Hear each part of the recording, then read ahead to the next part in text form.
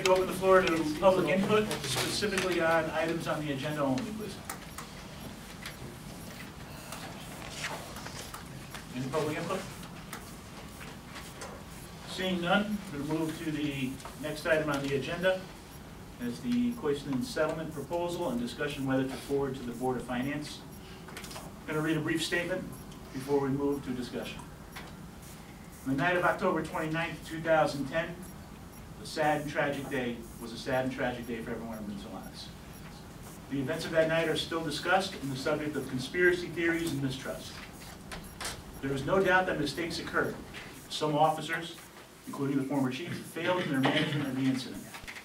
The chain of command failed, and the department failed that night.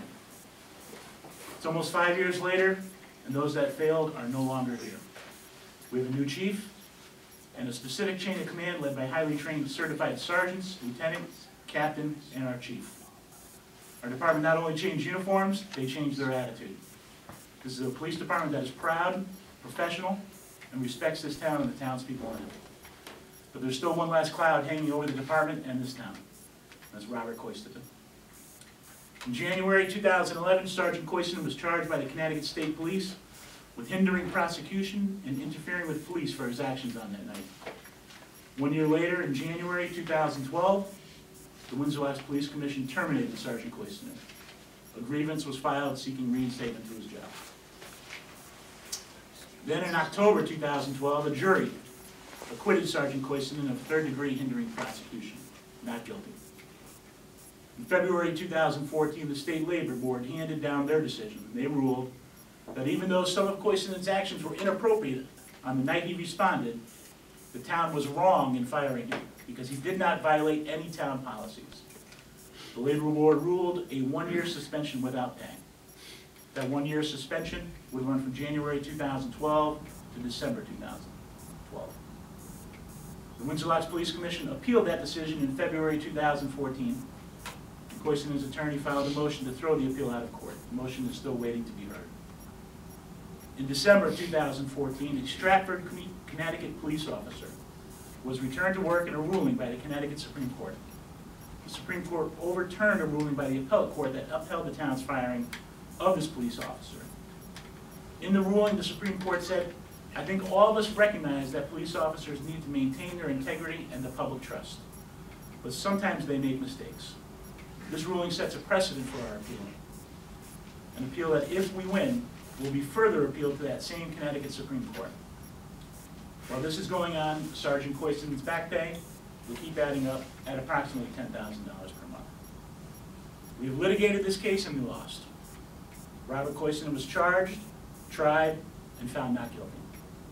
This time we put this sad and tragic event behind us and we move on as a department and as a town. Which brings us to the agreement in front of us. This agreement has been in negotiation for over 2 years. The numbers originally discussed were much higher than they are today. This number has been come to through a tremendous amount of time and effort. The settlement we're discussing pays Sergeant Koistinen back pay from January 2013 till April 1st, 2015. It also includes a waiver of all claims, which include costs associated with attorney's fees, insurance costs, and a waiver of all other future claims. The agreement also includes health insurance for Robert Koistinen and his wife for 7 years. This is the same agreement we made to other officers 2 years ago for early retirement. What the Commission is contemplating doing tonight is their official duty according to the town charter. We will vote to send this agreement to the Board of Finance for review. The Board of Finance will then vote to send the agreement to the Board of Selectmen. And if approved, the Board of Selectmen will set a date for a town meeting for the public to vote to approve or disapprove of this settlement. Make no mistake, every voter has an option with this vote. One way or the other, this situation will be resolved by the people of Windsor Locks. Option number 1, a yes vote to approve this settlement. Robert Koistinen will resign and the department can continue to approve and move forward. Option number 2, a no vote on the settlement, and the Commission will reinstate Sergeant Koistinen to duty. Let's be clear what this means. Sergeant Koistinen will be the number 4 ranking officer in the Windsor Locks Police Department. He'd be the senior sergeant and can choose the shift he wants to work. And at times, he could be the senior officer on duty. What does this do for the integrity of the Windsor Locks Police Department? How will people react to being pulled over by Sergeant Koistinen? How long before a claim of hypertension, workman's comp, or a hostile workforce happens? Future lawsuits are almost a given. This is just the first step in the democratic process in Windsor Locks. Besides tonight, there will be 3 more public meetings where we'll answer any questions that you might come up. And I'll open to discussion. Anybody have anything you want to add? No, I think you pretty much explained it. Okay. I think so too. I think it's a good explanation of where we stand and what our options are. And at this point, seeing it's pretty obvious that the appeals court isn't going to act on it, period. I don't see where we have any more room to maneuver, and if discussion's over, I move we accept the agreement. Do I have a second? A second. Any further discussion? All in favor of the motion? Aye. Any opposed? Seeing none, moves forward 5-0. All right, I'm going to once again open the floor to public input. William Rousseau, 407 Elmwood Drive, Windsor Locks, Connecticut.